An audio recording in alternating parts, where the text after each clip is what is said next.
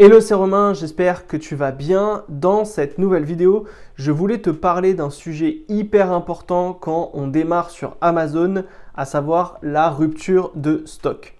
95% des débutants qui démarrent sur Amazon connaissent la rupture de stock. Et tu vois, là en ce moment, on est en plein dans les fêtes de fin d'année. Et finalement, moi aussi, je suis en rupture de stock. Donc c'est vraiment quelque chose que je voulais te montrer dans cette vidéo. Je pense que c'est vraiment assez intéressant pour toi de savoir comment on fait pour éviter la rupture de stock, pourquoi il ne faut surtout pas être en rupture de stock sur Amazon, et reste bien jusqu'à la fin de la vidéo parce que je vais te donner 5 astuces pour éviter justement la rupture de stock sur Amazon. J'espère que ça va te plaire, on voit ça juste après le générique. Allez, on y va, c'est parti!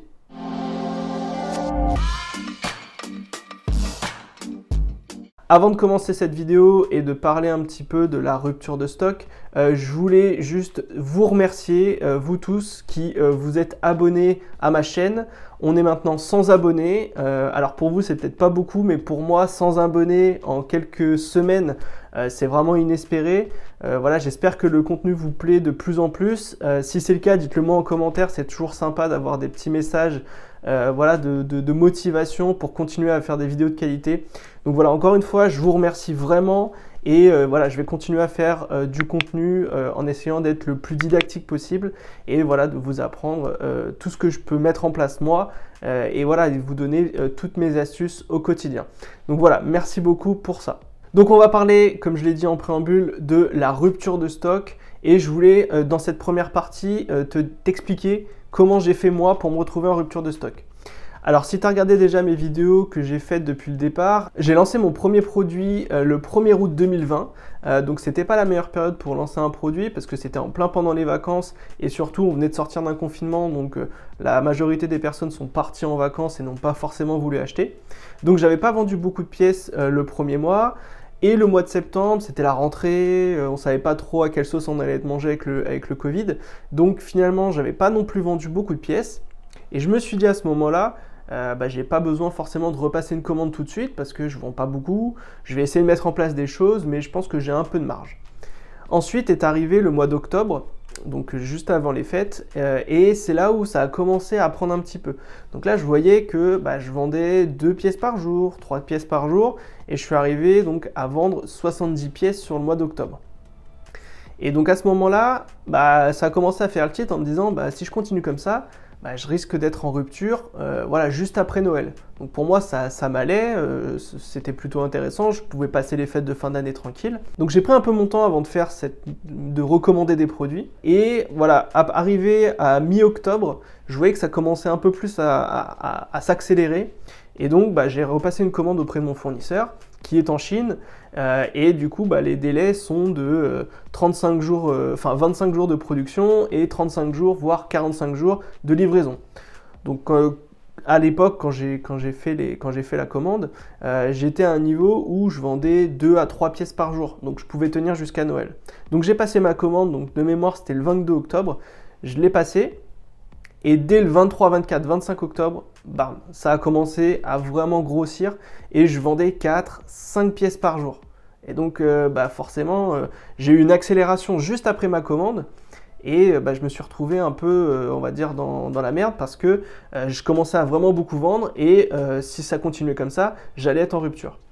J'ai laissé le truc vivoter, j'ai pas touché à mon prix, j'ai laissé mon produit tel quel et au mois de novembre, j'ai vraiment explosé mes prévisions parce que je vendais jusqu'à 13 voire 14 pièces par jour. Donc tu peux le voir sur le graphique que je te mets juste à côté. J'ai réussi à vendre près de 170 pièces sur le mois de novembre. Et sauf que ça a extrêmement bien fonctionné, sauf que mes produits n'étaient pas dispo. Et donc je me suis retrouvé en rupture de stock le 30 novembre sans avoir plus aucun produit dans les stocks Amazon. Et mes produits que j'avais relancés étaient prêts chez mon fournisseur. Et je lui ai demandé est-ce qu'il y a possibilité de splitter éventuellement la livraison, une partie par avion, une partie par bateau. Donc j'ai fait les calculs, etc. Et les frais d'avion, ils sont en ce moment vraiment très très importants. Et du coup, j'ai tout passé en bateau. Et à l'heure actuelle où je te parle, donc on est le 13 décembre et mes produits sont toujours pas arrivés. Donc ça fait déjà 13 jours que je suis en rupture de stock. Autant te dire que là je rate Noël et que là mes produits vont arriver d'ici une semaine voire 10 jours, donc je vais complètement rater les fêtes de fin d'année. Alors c'est pas forcément un produit spécifique Noël, mais voilà, quand tu sais comment le trafic est au mois de décembre, tu peux t'imaginer que je perds énormément de ventes. Et donc bah du coup je me retrouve comme un couillon parce que j'ai plus de produits, les fêtes de fin d'année sont là et on peut dire bah j'ai raté ma période de Noël. Et donc ça, c'est une erreur que font 95% des débutants parce que quand on démarre, on ne sait pas trop, on n'a pas d'historique, on ne sait pas comment ça va vendre. Alors moi, je me doutais qu'à Noël, ça allait exploser, mais je ne pensais pas que ça allait aller si vite parce qu'au bout de 2 mois et demi, je me suis retrouvé, 2 mois et demi, 3 mois, je me suis retrouvé en rupture. Et bah voilà, du coup t'as pas le choix, hein, t'as plus de produits, il faut bien que tu repasses une commande. Et donc c'est pour ça que dans une de mes vidéos que je te remettrai juste en haut, notamment au niveau du budget, j'avais dit qu'il était important d'avoir un cash flow et de bien gérer son cash flow, à savoir garder toujours un peu de budget et un peu d'argent de côté pour repasser une deuxième commande. Parce que là, tu vois, je te donne un exemple, mais ma commande, je l'ai repassée le 22 octobre, mais j'avais pas encore vendu mes produits, donc j'avais pas l'argent sur mon compte. Donc c'est pour ça que c'est vraiment très important de faire ça. Et du coup, maintenant, qu'est-ce que je fais? Parce que je me retrouve sans produits et je dois attendre que mes produits arrivent. Et bah, comme je te l'ai dit, bah, le seul truc à faire, c'est d'attendre. Attendre que mes produits arrivent et faire en sorte que mes produits soient en ligne le plus rapidement possible pour éviter d'exploser mon BSR 30. Donc ça, j'y reviendrai juste après. Alors pourquoi il ne faut absolument pas être en rupture de stock sur Amazon? Alors rassure-toi, hein, la rupture de stock, ça arrive, c'est pas grave, mais il faut faire en sorte que ça n'arrive pas. Alors pourquoi? Il y a 3 raisons. La première, c'est que Amazon va, on va dire, te challenger justement sur ta gestion de stock. Plus tu auras une gestion de stock rigoureuse et que tu évites au maximum la rupture, plus Amazon va te mettre en avant. Il ne faut pas oublier, Amazon, c'est une boîte américaine. Le but, c'est qu'ils fassent de l'argent. Et eux, ils font de l'argent par rapport à tes ventes à toi. Donc plus tu vas vendre, plus eux vont toucher la commission et vont toucher de l'argent sur les frais d'envoi. Le deuxième point, et justement ça va un peu en lien sur le premier, c'est que très récemment Amazon a mis en place un indicateur qui s'appelle l'IPI. Je ferai d'ailleurs une vidéo à ce sujet un peu plus tard dans les prochaines semaines. Et en fait cet indicateur va en gros te donner une note sur ta qualité de gestion au quotidien sur tes produits. Et donc plus tu vas avoir une bonne gestion de stock, plus ton indicateur va être bon, plus tu vas être dans le vert. Et donc si ton indicateur est de mieux en mieux, plus tu vas avoir de l'espace de stockage, parce qu'il ne faut pas oublier, c'est qu'au départ, quand tu lances un produit, tu es bloqué à 200 pièces. Et donc si ton IPI augmente, Amazon va te donner plus de capacité dans les entrepôts, donc tu peux très bien passer à 400, 600, 800 pièces, et donc forcément toi, plus tu vas augmenter ta capacité de stockage dans les entrepôts, plus tu vas pouvoir vendre et plus tu vas pouvoir réduire le nombre de commandes à faire à ton fournisseur, etc., puisque tu pourras tout livrer en une fois. Donc ça, cet indicateur, il est hyper important, et c'est pour ça qu'il faut absolument bien gérer ses stocks. Et le troisième point, pourquoi il faut éviter dans la mesure du possible d'être en rupture de stock, parce qu'en fait la rupture va jouer sur ton BSR. Le BSR, c'est le classement des meilleures ventes sur Amazon. Donc tu as dû sûrement le voir quand tu te balades un peu sur Amazon, tu as un classement les meilleures ventes et en fait ton produit, dans la catégorie où il a été intégré, il a un classement par rapport à la concurrence. Et donc il existe plusieurs types de BSR, tu as des BSR horaires, journaliers, hebdomadaires et mensuels. Et là, on va s'intéresser au BSR mensuel, qui est l'un des plus importants. En gros, Amazon va collecter des datas sur tes ventes pendant une période de 28 jours et va t'attribuer la position sur Amazon pour le mois suivant. Et donc, si pendant cette période de 28 jours, tu vends énormément et que sur la période suivante, tu es en rupture, sur tout le mois, et le mois d'après, tu vas dégringoler parce que Amazon considérera que tu n'as plus de stock, donc tu fais plus de ventes, donc tu ne leur rapportes pas d'argent, et donc ils vont en gros, ils vont te mettre un peu de côté, et tu vas dégringoler dans le classement. Et donc en ce moment, moi je suis en plein là-dedans parce que j'ai été en rupture de stock le 30 novembre et qu'il faut absolument que mes produits soient livrés avant fin décembre, donc avant le 28 ou le 30 décembre. Sinon, cela va impacter mon BSR. Quand mes produits seront de nouveau en stock, moi je vais dégringoler dans le classement et donc pour remonter, va falloir que je réinvestisse en publicité, que je mette en place des actions, peut-être de rebaisser un peu mon prix pour augmenter dans le classement. Et donc ça, voilà, ça peut être un peu compliqué au départ. Mais plus tu vas réduire la période de rupture de stock, moins tu vas galérer à retrouver ton ranking. Donc c'est vraiment là-dessus qu'il faut que tu fasses vraiment attention et que tu ne fasses pas la même erreur que moi, à savoir être en rupture de stock plus d'un mois. Et on en vient donc aux 5 astuces que je voulais te donner justement pour bien gérer ton stock et faire en sorte de réduire au maximum cette période qui peut être un peu compliquée quand on démarre. Première astuce, pour éviter justement d'avoir une période trop longue de rupture de stock, si tu sais déjà que tu vas être en rupture et que tu veux réduire au maximum, on va dire, la période de rupture, ce que je peux te conseiller, c'est d'augmenter ton prix, mais très légèrement. Pourquoi? Plus tu vas augmenter ton prix, plus tes ventes vont se réduire. Mais attention, il ne faut pas que ton prix soit vraiment trop haut et que d'un coup, tu n'aies plus du tout de vente, parce que ça aussi, ça va jouer sur le BSR et le classement Amazon. Parce que si Amazon voit que pendant, je te dis une bêtise, mais pendant 30 jours, tu vends 10 produits par jour et que d'un coup, tu en vends plus que 2 ou 1, Amazon va se dire, ouais, il y a un problème là. Et donc, forcément, les datas qui vont collecter au moment où tu auras augmenté ton prix, vont se répercuter dans le temps. Et donc, ton classement peut également diminuer.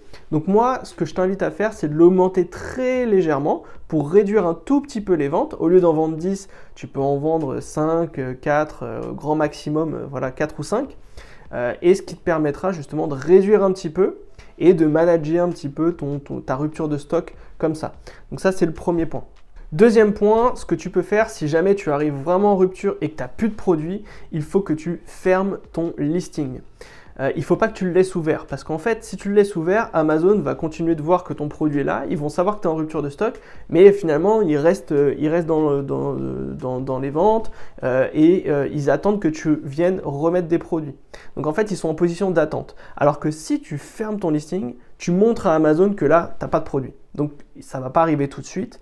Ça va jouer un petit peu sur l'algorithme. Pas énormément, je te l'accorde, mais le fait de le fermer, ça montre à Amazon que voilà, là je peux pas, j'ai rien, donc je ferme le listing, il n'y a pas de data qui sont collectées, il n'y a rien du tout. Et quand tu vas relancer ton produit sur Amazon, les data vont se remettre automatiquement et tu vas garder finalement où est-ce que tu t'en étais arrêté. Si tu vendais 10 pièces par jour, quand tu t'es arrêté, Amazon va comprendre que ton listing faisait 10 ventes et du coup, ils vont te remettre à une bonne position. Donc ça aussi, ça joue sur l'algorithme. Moi, c'est ce que je te dis là, c'est d'un point de vue théorique, mais en général, voilà, c'est comme ça que ça fonctionne. Attention, hein, je dis bien fermer le listing et pas le supprimer. Il ne faut absolument pas supprimer le listing, il faut juste le fermer. Donc ça, tu vas dans ton seller central, tu vas dans les stocks, tu cliques sur ton produit et sur la petite flèche et tu mets fermer l'offre. Et c'est à ce moment-là où ton offre va être inactive sur Amazon. Troisième astuce, il faut absolument être en rupture de stock moins de 28 jours. C'est ce que je te disais au niveau du BSR. Voilà, c'est vraiment un truc important et indispensable pour toi pour justement essayer de ranker très rapidement quand ton produit va être de retour en stock. Quatrième astuce, je te le disais aussi, il faut que tu gères bien ton cash flow. Le cash flow, encore une fois, c'est la gestion de ta trésorerie. Et donc, quand tu te lances sur Amazon, surtout, n'oublie pas de garder de l'argent de côté pour pouvoir relancer une commande.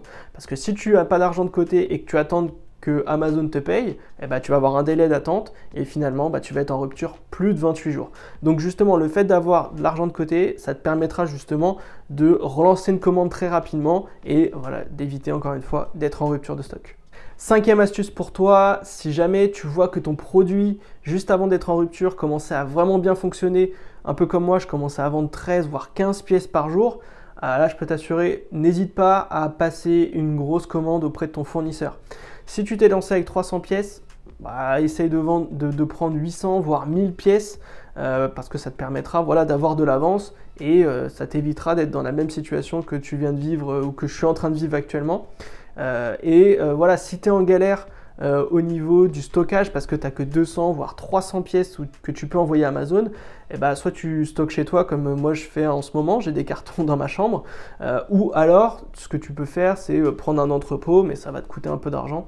Mais voilà, ce qu'il faut faire c'est quand tu sais que le produit fonctionne, ne recommande pas 300 pièces, autant y aller à fond. Et justement, le fait d'avoir des produits en stock chez toi, eh ben, quand tu vas être en rupture de stock chez Amazon, quand il va te rester une cinquantaine de pièces ou une quarantaine de pièces, bah, tu relivres chez Amazon. Et ça, ils vont kiffer parce que ça veut dire que tu as une bonne gestion de stock et que bah, quand le produit arrive à son terme, bah, il y en a des nouveaux qui arrivent. Et justement, ça fait un flux continu chez eux. Et ça, voilà, ils vont vraiment adorer. Tu vas voir que tu vas avoir quelques petits boosts au niveau du ranking.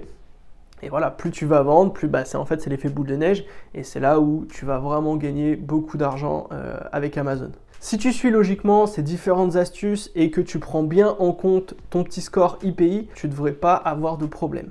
Et donc c'est là-dessus où vraiment tu dois travailler. En soi, Amazon fait tout pour toi. Toi, tu as juste à gérer le marketing et la gestion de stock. Donc c'est vraiment pas compliqué.